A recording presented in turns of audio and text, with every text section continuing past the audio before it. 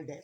इसे gauge manifold इस वजह से कहते हैं, इस गेज के अंदर दो स्टैंड पर, एक ही स्टैंड पर दो गेजें लगी हुई हैं। इनमें से एक लो प्रेशर गेज है और दूसरी हाई प्रेशर गेज है।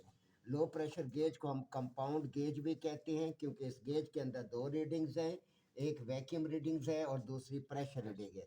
वैक्यूम रीडिंग 0 से नीचे 30 तक है, प्रेशर रीडिंग 0 से ऊपर 250 psi तक है। अब इसके अंदर हमने वैक्यूम करना है। जो भी गेज इस्तेमाल करें, हाई प्रेशर कर रहे हैं या लो प्रेशर, उसका ताल्लुक हमेशा मतलूबा यूनिट की चार्जिंग लाइन के साथ होगा। अगर आप कंडेंसर वॉश कर रहे हैं, कोई भी चीज़ है, कंडेंसर वॉश करना हो या वेपरेटर, तो हम कभी भी गेज इस्तेमाल नहीं करते कि गेज खराब हो जाती है।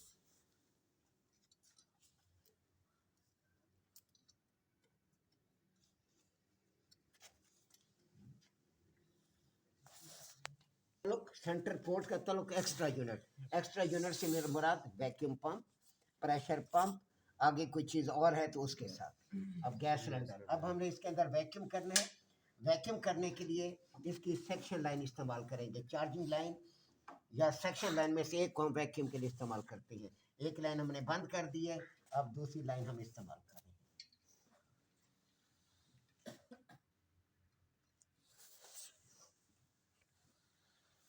मीटर लगाओ, सब के बाल को खोल दें।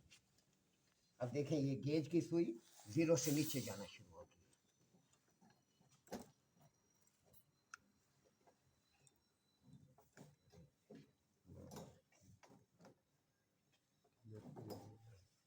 अब ये देखें 0 से नीचे जा रही है। इधर से ये कंप्रेसर हवा को खींच रहा है और डिस्चार्ज लाइन से इधर से फेंक रहा है।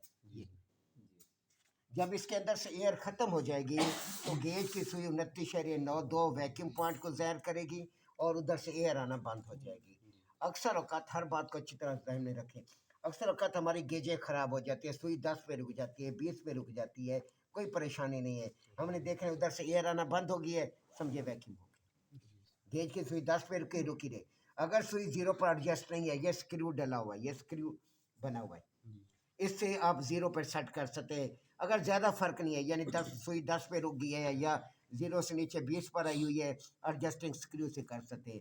अगर सुई 50-60 पे गई है, इसका मतलब अंदर स्प्रिंग फारिग होगा, वो नहीं होगी। फिर इसकी ये घड़ी चेंज करनी पड़ेगी। ये घड़ी आपको मिल जाती है, पहले 150 की थी, 120 रुपए की, अब ये चली गई 450-500 रुपए की। पहले ये पूरी गेज 350 रुपए की मिलती थी, सिंगल गेज। हम ज़्यादा सिंगल इस्तेमाल करते, गेज मैनिफोल्ड नहीं करते, ये गिर जाती है, डैमेज हो जाती है। पहले 1200-1300 की थी, अब 4000 रुपये की चली गई है। तो इस वजह से अब हम गेज मैनिफोल्ड वैसे ही नहीं लेते, हम सिंगल गेज लेते हैं। लो प्रेशर सिंगल ले ले, हाई प्रेशर 1-2 सिंगल ले ले, बस। अगर घड़ी ख़राब हो जाए, चेंज कर दे, बाल अपनी जगह पे मौजूद होगा। ये खुल जाती है, चूड़ी है, आराम से खुल जाती है, खोल के दूसरी आप घड़ी लगा दें। उन्हें के लो प्रेशर गेज की घड़ी दे दे, हाई प्रेशर गेज की घड़ी दे दे। अब ये हमारे पास वैक्यूम, ये देखिए 30 पर सुई आ गई है, लेकिन हमने उसको फॉलो करें, उधर से एयर बंद होगी, खत्म होगी, वैक्यूम हो गया। अब वैक्यूम हो गया, उधर से एयर नहीं आ रही और ये गेज भी सही है, ये नई गेज मैंने निकाली है। अब ये वाल को बंद कर दें। वाल को बंद करने के बाद आपने एकदम गैस को चार्ज नहीं करना, आपने कम अज कम 20 मिनट 25 मिनट होल्ड करना है। कोई जल्दी हो, कोई कुछ नहीं होता, कुछ होता है बाद में होता है। फिलहाल तो आपने गैस चार्ज कर दी, अगर हल्की लीकेज हुई 15-20 दिन बाद फिर फ्रिज वापस, तो इस वजह से इसमें जल्दी की नहीं जाती, नुकसान है। ठीक ठाक काम करने का क्या फ़ायदा। फिर सुई 30 पर चली गई, वैक्यूम हो गया, अब आप होल्ड करें। अगर फ्रिज में कहीं बाल बराबर भी लीकेज होगी तो आपका ये वैक्यूम टूट जाएगा। वैक्यूम का मतलब है खला, अंदर खला है, अंदर हवा ज़रा बराबर भी चलेगी आपकी वैक्यूम टूट जाएगा। तो हमें पता चल जाएगा उस्ताद वैक्यूम टूट गया है, लीकेज है। फ्रिज है, डीप फ्रीजर है, वाटर कूलर है, एसी है, चिलर है, जहाँ भी काम करे मेथड सेम है वैक्यूम का। ठीक हो गया, क्लियर हो गया। अब जब वैक्यूम हमारा स्टैंड हो गया, अगला प्रोसेस हमने गैस चार्ज करनी है। वाल बंद, वैक्यूम पंप बंद करो ना, फिर अब इसका क्या काम है, इसको ऑन किया हुआ है, बंद, अब बंद किया, अभी तो एम्पेयर बता रहे थे, 1.5 एम्पेयर शो कर रहा था, कह रहे बंद है। अब ये सिलेंडर का कलर स्काई ब्लू हमारे पास सिलेंडर का कलर है, इसका कलर पूछे जाते हैं आपसे। और 22 का क्या है, ग्रीन कलर है। दूसरे कलर भी देखें, ऑरेंज कलर, हर चीज़ का सिलेंडर का कलर पता होना चाहिए अगर आप काम करने वाले हैं। सिलेंडर का कलर, अब आपने वाल खोल दिया, अब आपने ये लीड किससे उतारी है? वैक्यूम पंप से। तो इस लीड के अंदर क्या था? वैक्यूम। जैसे लीड आपने उतारी अंदर यकदम एयर गई।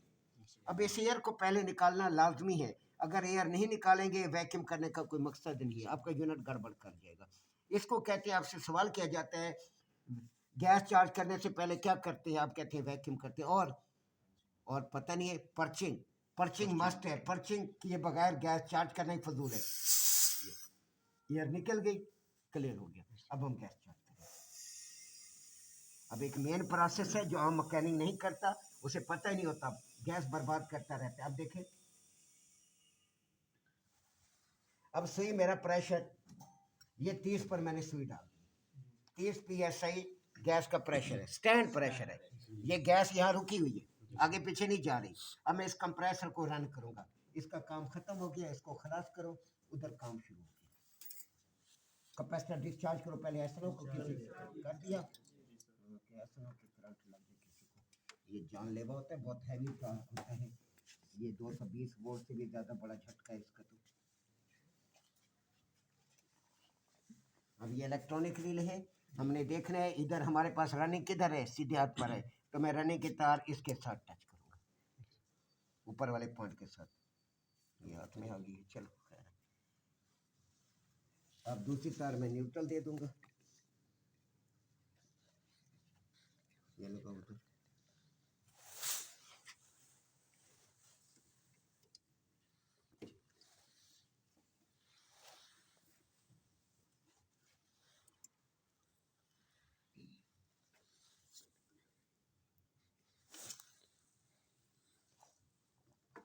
उधर से तार को जरा लूज करें, तार बहुत हार्ड आ रही है। तो इधर मीटर लगाना ना शहजादे, अब इसको प्लास के नीचे पंप होता है शहजादे, तार को आने दे। जी अब देखें, ये सुई नीचे की तरफ आ रही है, ये गैस सर्कुलेशन कर रही है, सुई नीचे की तरफ जा रही है, यानी कंप्रेसर गैस को कंप्रेस कर रहा है, जो अंदर है बंद कर दिया फिर सब। अब हमने एक प्रोसेस चेक कर रहे हैं, वो प्रोसेस ये है कि हमारे ये जो गैस 30 PSI हमने डाली थी, कंप्रेसर उस गैस को कंप्रेस कर दिया, तो वो साइकिल मुकम्मल करके वापस आती है कि नहीं आती। अगर हमारा कोई टांका ब्लॉक होगा, सुई जीरो पर ही रुकी रहेगी, वापस नहीं आएगी। हम समझ जाएंगे उस्ताद टांका ब्लॉक है। आम मैकेनिक क्या करते हैं, गैस मंडी रखते हैं, मंडी रखते हैं। रिजल्ट ये होता है कंप्रेसर गड़बड़ करता है, कंप्रेसर को भी धक्के मारते हैं, कभी कैपेसिटर लगाते हैं, कभी क्या करता है, उसका दिमाग ही काम नहीं करता, मेरा टांका ब्लॉक है। अब ये देखें, सुई ऊपर चलेगी, इसका मतलब उस्ताद टांके खुले हुए। आप टेंशन फ्री होके काम करेंगे। अगर कोई रफड़ा बनता है तो कंप्रेसर का इश्यू होगा, ब्लॉकेज का इश्यू नहीं है। ब्लॉकेज इश्यू आपने क्लियर कर लिया। दूसरा, आप जब बड़ी फील्ड के अंदर कदम रखते हैं, बहुत ज़्यादा चीज़ें होती हैं।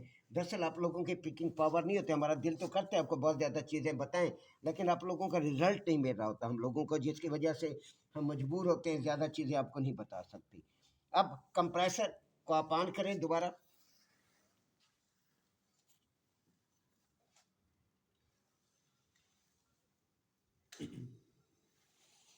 1.5। अब देखिए सुई नीचे की तरफ फिर मूव करेगी, ये नीचे जा रही है, हमने इसे नीचे नहीं जाने देना, इसे हम 10 पे होल्ड कर देंगे। झटके मार के गैस को नहीं चार्ज करना, जब वाल्व खोलते हैं 100 PSI 50, वो काम नहीं करना। उसमें कंप्रेसर पे लोड आता है, कंप्रेसर तेल मार जाता है, तो आप आराम से स्मूथली 10 पे सुई को छोड़ दें, बस चार्ज होने दें।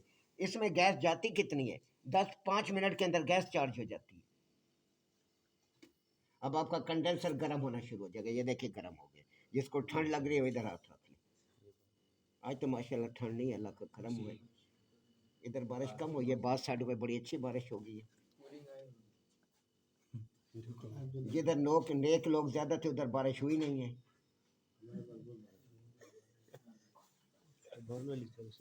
अब ये देखें, अल्लाह का बड़ा करम है जी, हम गुनाहगार लोगों को। ये देखें 10 PSI पे सुई आ गई, कितनी ज़्यादा तो 100-200 ग्राम सारे इस बेचारे के अंदर गैस डलती, कोई इसके अंदर किलो के हिसाब से नहीं डलती। जब आपने किसी को गैस चार्जिंग का बताना होता है तो सिर्फ गैस चार्जिंग नहीं बताना अकेला कि यहाँ जी गैस चार्ज होगी, नहीं, बाकी प्रोसेस बताने। अगला फिर पूछता है 8,000 पे गैस किस तरह किलो है, कितनी गैस डलती है। सर आपको फ्री तैयार करके मुकम्मल A to Z हम इतने पैसे लेंगे।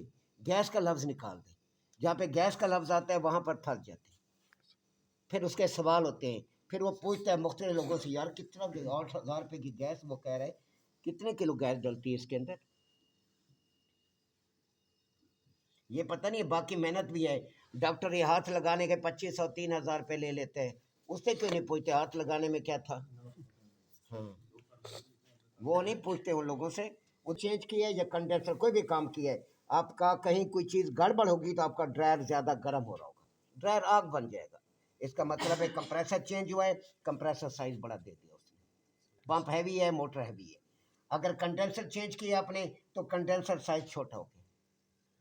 जहाँ भी आपने रफड़ा किया, आपने गैस ओवर चार्ज किया, ड्रायर आपका बहुत ज़्यादा, ये इस टाइम जो शो कर रहा है बहुत ज़्यादा गर्म शो कर रहा है, क्योंकि मुझे मालूम है ये कंडेंसर छोटा है, इसका अंदर वाला कंडेंसर हमने काटा हुआ है, एक्सटेंशन हमने नहीं दी हुई, इसके साथ एक्सटेंशन देते तो ये फिर पूरा करता, क्योंकि ये ड्रायर इतना गर्म कभी भी नहीं होना चाहिए इस मौसम के अंदर। अब देखें आपकी कूलिंग आ गई है, हमें कूलिंग देखने की ज़रूरत नहीं होती, ये कैपिलरी यहाँ से देख के हमें बता देती है अंदर थ्रो हो रहा है। देखिए जी, ऊपर वाले खाने से, ऊपर वाली से, छत वाली साइड से कूलिंग आएगी, आगे कूलिंग। अब वाल को बंद कर दिया हमने, अब ये यूनिट चल रहा है। अब देखें इसको आपस में डिस्कस करें, ये ना हिल ना जाए, अगर हिले तो बंद कर देना, ये ना कि चलाएं कंप्रेसर जल जाए। देखिए इसको आपस में डिस्कस करो, जाने